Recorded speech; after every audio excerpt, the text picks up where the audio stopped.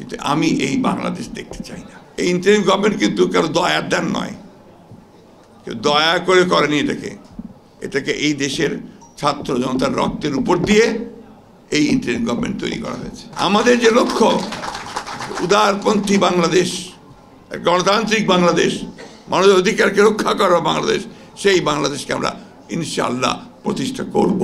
14-15 বছর ধরে লড়াই করছি, বহুবার জেলে গেছি, যে কোনো সময় আবারও জেলে যাওয়ার জন্য প্রস্তুত আছি, কিন্তু আমি এই বাংলাদেশ দেখতে চাই না।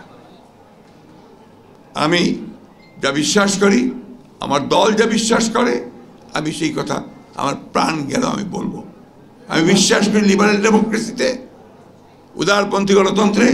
আমি বিশ্বাস করি মানুষের স্বাধীনতায়, বাক স্বাধীনতায়, ভোটের স্বাধীনতায়। আমি এটা শেষ মুহূর্ত পর্যন্ত বলবো।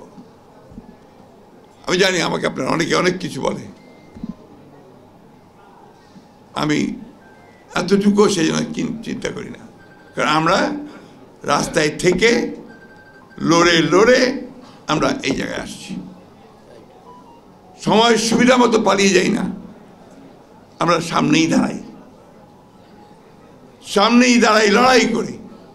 তো আমরা যা লড়াই করি, আমরা কিছুতেই গিভ আপ করবো না।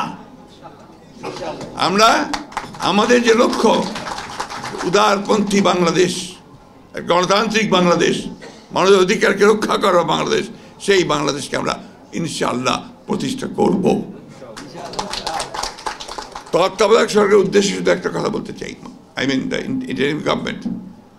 এই ইন্টারিম গভর্নমেন্ট কিন্তু কারো দয়ার দান নয়, কেউ দয়া করে করেনি এটাকে এই দেশের ছাত্র জনতার রক্তের উপর দিয়ে এই ইন্টারিম গভর্নমেন্ট তৈরি করা হয়েছে।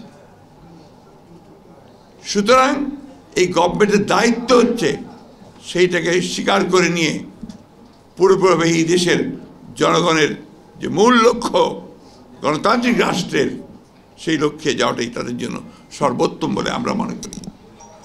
আরেকটা কথা বলতে চাই, এটা পরিষ্কারভাবেই বলতে চাই, সেটা হচ্ছে যে যারা দায়িত্বে রয়েছেন, তত্ত্বাবধায়ক সরকারের দায়িত্বে রয়েছেন, তারা এমন কোনো কথা বলবেন না দয়া করে যা জনগণের মধ্যে বিভ্রান্তি সৃষ্টি করবে। এই কথাগুলো এই জন্যই বললাম যে আজকের এই সভা, এটা অত্যন্ত শিক্ষিত মানুষদের সভা। এখানে আপনারা আমার এই জিনিসগুলো ভাববেন, চিন্তা করবেন। আমাদের জীবনের শেষ অংশে চলে এসেছি আমরা একেবারে জীবন সায়ান্নে। এই সায়ান্নে এসে আমি আপনাদেরকে বলতে চাই, যদি আপনাদের দেশকে রক্ষা করতে চান, আপনাদের স্বাধীনতাকে রক্ষা করতে চান, আপনাদের অধিকারকে রক্ষা করতে চান, তাহলে আপনারা সবাই একজোট হন, ঐক্যবদ্ধ হন। বিভাজনের কাছে আপনারা কখনো মাথা নোয়াবেন না, অন্যায়ের কাছে মাথা নোয়াবেন না, অন্যায়কে সব প্রশ্রয় দেবেন না।